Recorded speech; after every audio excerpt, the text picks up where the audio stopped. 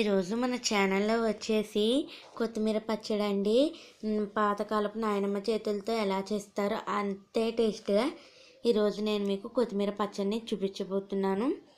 చూడండి, నేను చెప్పిన టిప్స్ అండ్ ట్రిక్స్ ఫాలో అవుతే మీకు కూడా ఎంతో టేస్టీగా పచ్చడి చేసుకోవచ్చు.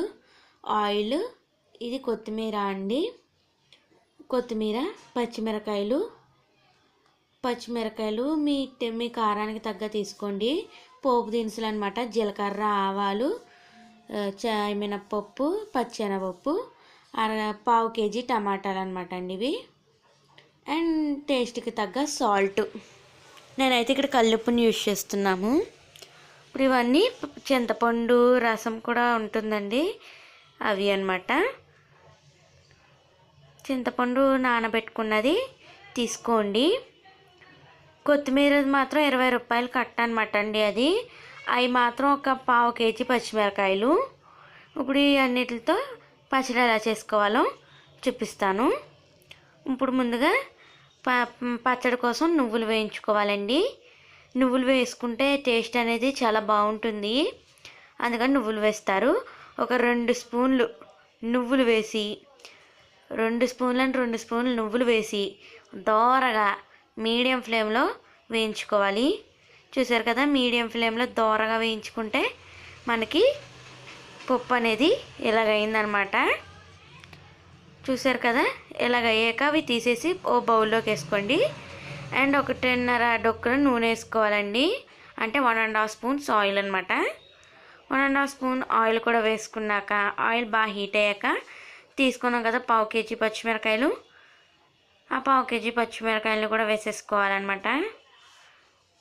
చూడండి, పావు కేజీ పచ్చిమిరకాయలు వేసుకొని బాగా వేపుకోవాలన్నమాట. వీటిని పేలుతాయి, లేకపోతే మూత పెట్టేసైనా ఒక 5 లేదా 10 నిమిషాలు వదిలేసారంటే అవి వేగిపోతాయి చక్కగా. ఇలాగ వేసేసుకున్నాక మొత్తం ఈ అన్నిటితో స్పూన్తో సారి కలుపుకోండి. పేలుతాయి, జాగ్రత్తగా కలపండి. కలుపుకున్నాక మనం అందులోకి పసుపు అండ్ పోపు దినుసులు కూడా వేసేసుకోవాలి. పోపు దినుసులు వేసి చూపించడం మర్చిపోయాను ఫ్రెండ్స్. నేను వేసాను పోపు దినుసులు వేసి పసుపు వేసి బాగా మిక్స్ చేసుకోవాలన్నమాట. చూస్తున్నారు కదా, ఇక్కడ నేను ఏ విధంగా అయితే చూపిస్తున్నానో అలా చేసుకోండి.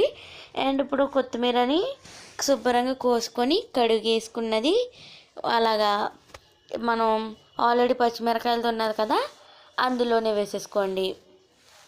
అందులో వేసి దీన్ని ఇప్పుడు మనం బాగా మగ్గపెట్టుకోవాలన్నమాట. కలుపుకుంటూ మగ్గపెట్టుకోండి. చూడండి, ఇక్కడ నేను చూపిస్తున్న విధంగా చేసుకోండి. నేను పాతకాలపు పద్ధతులు ఎలా అయితే చేస్తారో అలాగే చేస్తున్నాను, ఎటువంటి మార్పు లేదు. మా నాన్నమ్మ గారు చెప్పారనమాట నాకు ఇది పచ్చడి అనేది. ఆవిడ దగ్గర నుంచి నేర్చుకున్న పచ్చడి ఇది. అందుకని మీకు కూడా నాకు మీతో షేర్ చేసుకోవాలనిపించింది. అందుకని నేను మీకు ఈ రెసిపీని షేర్ చేద్దామని చూపిస్తున్నాను. ఇంకా మన ఛానల్ సబ్స్క్రైబ్ చేయండి. పక్కనే ఉన్న బెల్ ఐకాన్ కూడా యాక్టివేట్ చేయండి కొత్తగా వచ్చిన వాళ్ళైతే. ఓకే ఫ్రెండ్స్, చూడండి, ఇప్పుడు మనకి ఇవి కొంచెం బాగా మగ్గాయి అనమాట.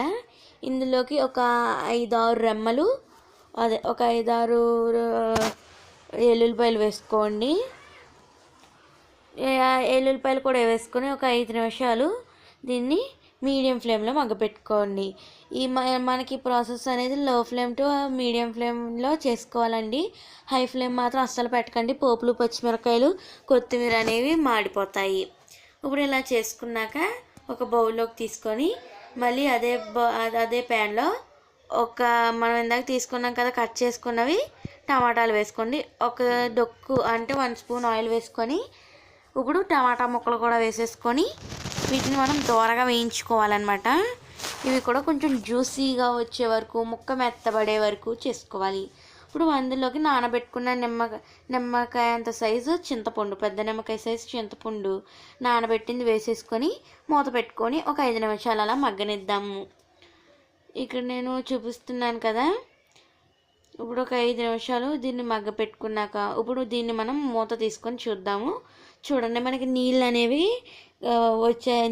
వచ్చినాయి అనమాట. కొంచెం ఎక్కువ ఆవిరైపోతాయండి.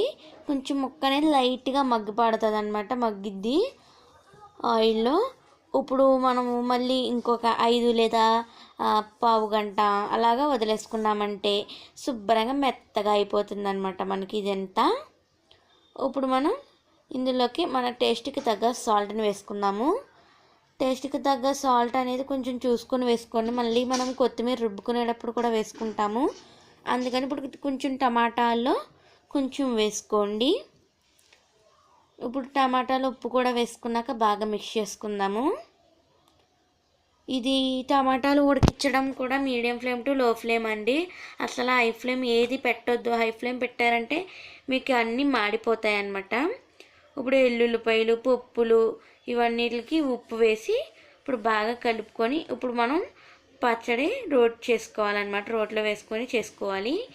టమాటాలు కూడా మనకి బాగా ఎగిరిపోయినాయి అన్నమాట. ఓ విధంగా చూసారు కదా, నీళ్ళు అనేవి తక్కువ వచ్చినాయి. అండ్ అలాగే ముక్కలు కూడా మనకి బాగా మెత్తగా అయిపోయినాయండి నాకు ముక్కలు అనేవి. చూస్తున్నారు కదా, ఇప్పుడు స్టవ్ ఆఫ్ చేసేసి మూత పెట్టుకొని వదిలేయండి ఒక 2 మినిట్స్. ఇప్పుడు నేనైతే రోట్లో చేస్తున్నానండి. మన పాతకాలపులో అయితే రోట్లోనే చేసుకునేవారు.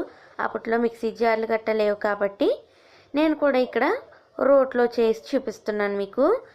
మిక్సీ జార్లో వేసుకోవాలి అనేవాళ్ళు మిక్సీ జార్లో వేసుకోండి.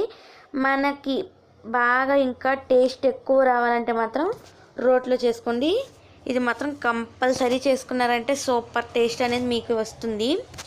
చూసారు కదా, రోట్లో వేసుకొని పచ్చిమిరకాయలు, కొత్తిమీరని బాగా మెత్తగా చేసుకోండి. బాగా మెత్తగా అయ్యాక అందులోకి మనం నువ్వులు వేపుకొని పెట్టుకున్నాం కదా పక్కన 2 స్పూన్స్, అవి కూడా వేసుకొని మెత్తగా చేసేసుకోవాలి. చూస్తున్నారు కదా, ఇలా మెత్తగా చేసేసుకోవాలన్నమాట. ఇక్కడ మెత్తగా అయిపోయాక ఇలాగ లోపలికి సర్దుకుంటూ పచ్చడి అనేది రుబ్బుకోవాలి. నేను ఆల్రెడీ మీకు పాత చింతకాయ పచ్చడి ఒకటి చూపించాను, చింతపండు పచ్చిమిర్చి పచ్చడి. దాన్ని కూడా చూడండి, నేను డిస్క్రిప్షన్ బాక్స్లో లింక్ పెడతాను. ఇప్పుడు ఇందులోకి మనం టమాటా ముక్క ఎల్లుల్లిపాయలు వేసుకోవాలండి. సారీ, టమాటా అంటున్నాను, ఎల్లుల్లిపాయను వేసుకొని వెల్లుల్లిపాయను కూడా బాగా కలుపుకోవాలి. టమాటా ముక్కలు, వెల్లుల్లిపాయ ఇవన్నీ కలిపేసి రుబ్బేయాలన్నమాట. చూసారు కదా, మనకి టమాటా కొత్తిమీర పచ్చడి రెడీ అయిపోయింది. ఇప్పుడు మనం ముందుగా తాలింపు వేసుకుందామండి వీటికి. చూడండి, తాలింపు దినుసులకి తెలుసు కదా మనకు పోపు ఎలా పెట్టుకుంటామో, అదేవిధంగా నేను పోపును కూడా పెట్టుకుంటున్నాను. మీరు ఈ పచ్చడిలోకి ఉల్లిపాయలు వేసుకొని అన్నంలో కలుపుకొని ఉప్పు చేప వేపుకొని తింటే చాలా బాగుంటుందండి. మీరైతే ఉప్పు చేప వేపుకోవచ్చు. నేనైతే ఇక్కడ ఉప్పు చేప వేపటం చూపించలేదు. నాకు తెలిసి అందరికీ తెలిసే ఉంటుంది ఉప్పు చేప వేయించడం. ఇప్పుడు నూనె వేసుకున్నాక ఒక డొక్కు అంటే 1 స్పూన్ ఆయిల్ వేసుకున్నాక అందులోకి ఎల్లుల్లిపాయలు అండి, ఒక 5-6 ఎల్లుల్లిపాయలు వేసుకొని జీలకర్ర ఆవాలు వేసేసుకోవాలన్నమాట. జీలకర్ర ఆవాలు కూడా వేసుకొని వీటిని ఒక నిమిషం చిట్పట్లాడే వరకు ఉండనివ్వండి. అండ్ అందులోకి 2 స్పూన్లు ఎండుమిర్చి, కొంచెం 1 స్పూన్ కరివేపాకు వేసుకోవాలి. ఇవన్నీ మనం ఇప్పుడు కొంచెం ఒక 2 నిమిషాలు 3 నిమిషాలు ఇవి మీడియం ఫ్లేమ్లో వేపుకోండి. మీడియం ఫ్లేమ్లో వేపుకున్నాక మనం ఇప్పుడు దీన్ని కొత్తిమీర చేసుకున్నాం కదండి పచ్చడి, ఆ కొత్తిమీర పచ్చడిలోకి వేసుకొని తాలింపు పెట్టుకుంటాం.